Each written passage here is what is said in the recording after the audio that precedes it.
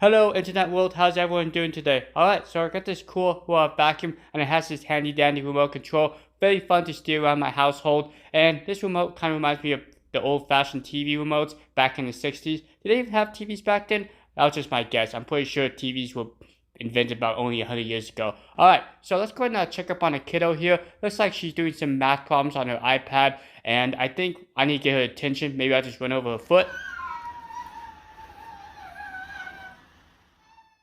Well, it looks like I'm getting shut out by her. She says I need to go. Alright, I'll leave her alone. Alright, let's go and go around the household here. And I think I find some trash over there. Not that trash bag. Some shoes and stuff. Yeah, kids are so messy these days. But luckily with this cool vacuum, I can go around and pick up the shoes. Just kind of push them over to the side there. So next time I walk in that hallway with all the boxes and shoes, I don't accidentally trip. But I got tired of cleaning up the mess, so I'm just going to suck up this shoe. Okay, so it looks like I'm done with the pickup. Let's go and return back to the docking station and get on with this video.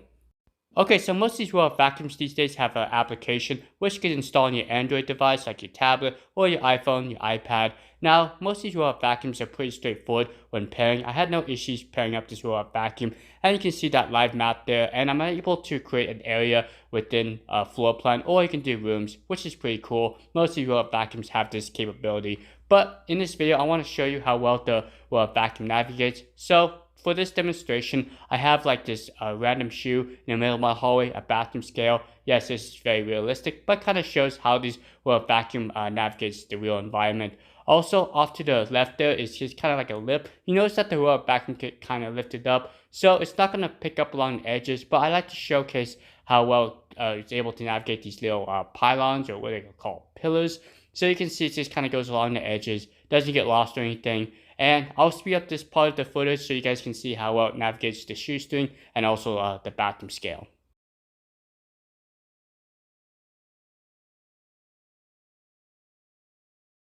So the Lejoy did a pretty good job just kind of pushing the shoe out of the way. Didn't really get hung up or anything. But for my recommendation, I always recommend picking up the power cables, the shoestrings, because sometimes the strings can get caught in the brushes and air out the robot vacuum. But you can see that the robot vacuum did a good job just kind of cleaning around the obstacle. Okay, once the robot's done with the area, we'll actually go back to its docking station automatically. So this is really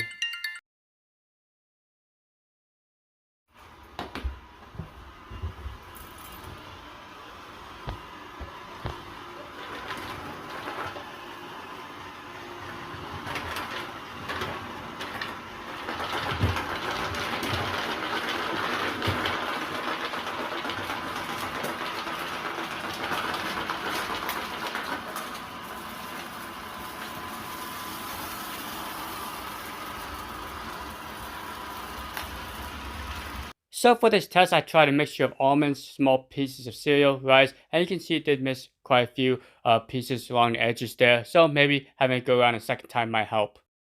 Well, sometimes life can be very chaotic, and there's a saying, if life gives you lemons, make lemonade. I'm pretty sure I got limes, so I have no clue what I should do with that. Anyways, so these robot vacuums have to be pretty smart at navigating the various obstacles and the mayhem that may occur in your household. So maybe you got kids running around, you got pets that like to leave their toys everywhere, they think they own the place, or you got a significant other that refuse to help out and they just want to watch this robot vacuum struggle. But luckily, these robot vacuums are pretty smart, they got a lot of navigation, and they're able to effectively go around most obstacles. One thing to note is pick up the shoestrings, pick up the small children, pick up the pets, because these robot vacuums may try to eat them up, so that's just something I'll give you a warning right now. Alright, so the Lejoy is a LiDAR-based robot vacuum that has a bunch of sensors, doesn't have any fancy front-facing camera or anything like that, but it does a pretty good job going around the obstacles, and you may notice this plush carrot in its way. Well, it's able to effectively try to go around the carrot and make an alternate route. So, for example, if you have a door that shuts and the robot vacuum can't get to a target point, well, it'll try an alternate route to see if it can get to that cleaning area. Most of these robot vacuums are pretty smart, and I'm happy with the cleaning performance and navigation of the Lejoy. Okay, so let's talk about some of the unique features that the Lejoy has. For starters, it does include a handheld remote, kind of rare for a robot vacuum with the handheld remote that offers LiDAR navigation. I think the only other two brands I've tested was like the 360 S9 and also the Precision M7 Pro. But I know some people are saying, well, you got the application, and that's true. You can do all the functions with the app, but with this remote control, let's say your smartphone's tied up, Or there's the rare occasion where you don't have a smartphone or you don't have Wi-Fi, well, you can access the core features like change the power levels, the water levels, even schedule on here. So that's just a nice plus. Can't go wrong with not having a remote. It's a nice bonus. Okay, so next the Lejoy does offer 3 tanks. Yes, there's 3 different tanks. You got the primary dust tank right here, has 600 milliliters.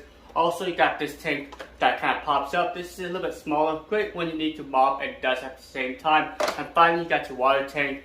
One unique feature is the water pumps inside the water tank. I actually prefer this just in case the water pump goes out or you have an issue, you just have to replace the tank, not the entire robot. So when you start mopping, I do recommend just putting warm or cold water. Don't put any chemicals in because you could damage the hoses. It's pretty easy to set up. All you do is just fill up the tank here. And once you got the tank filled up, I do recommend just pre-wetting the mopping pad. Alright, so we're all ready to go. I'm going to go ahead and do both. I'm going to dust and mop at the same time. So I can slide in my dust tank and change up the 2 bins. There's the primary one. And it should just slot right in here. And we should be good to go.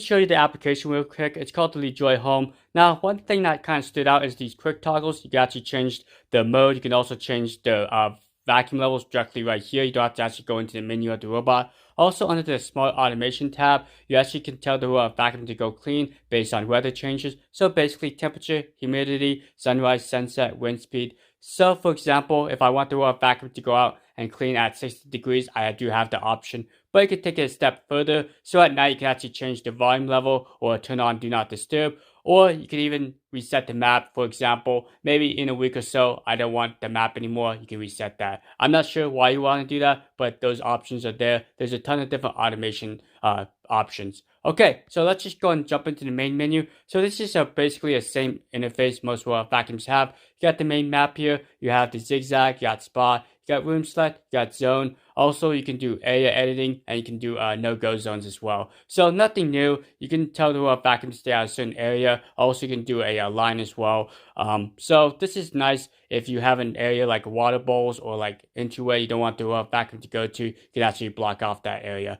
So let's go into settings real quick. I kind of show you a couple things that kind of stood out.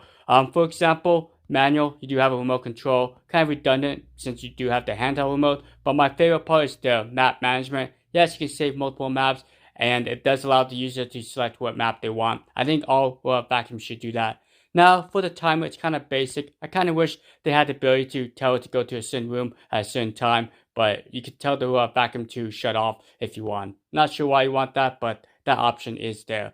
Okay, so that's basically a quick overview. Yes, you can change the water tank 3 different levels. You also have a history, so you can see where the vacuum been, but it doesn't tell you the time or how long, how big the area was.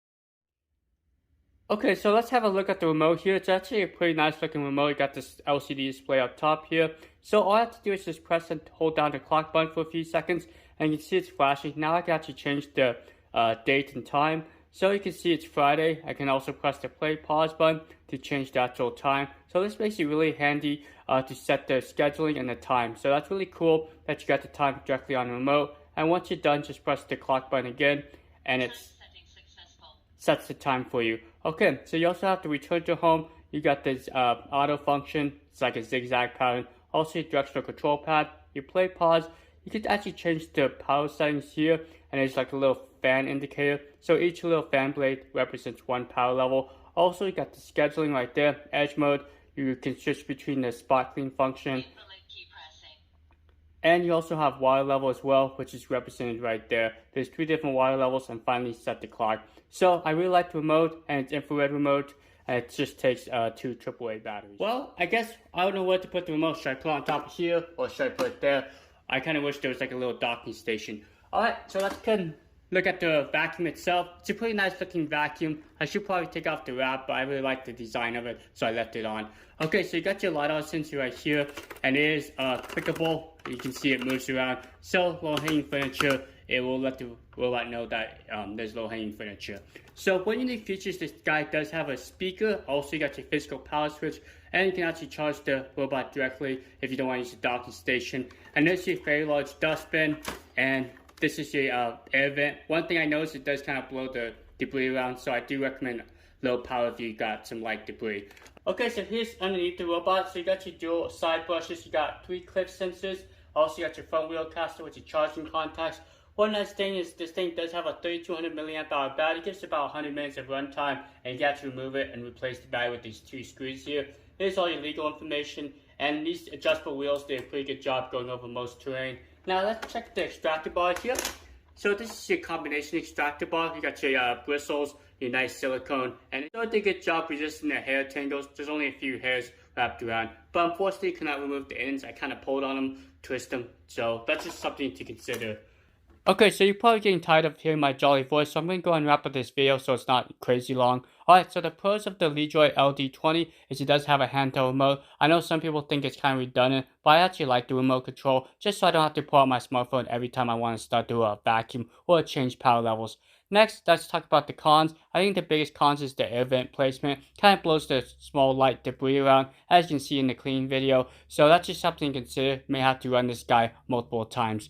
Alright, so let's go ahead and show you the clean results of the vacuum. And I use a mixture of debris. I use almonds, rice, and some small cereal, just to kind of showcase how this vacuum handles. Now, we'll start with the small dustbin here. Now, I did mop and vacuum at the same time. As you can see, there's like a little tab here, so make sure you open that tab up or you won't be able to empty out the contents of the debris.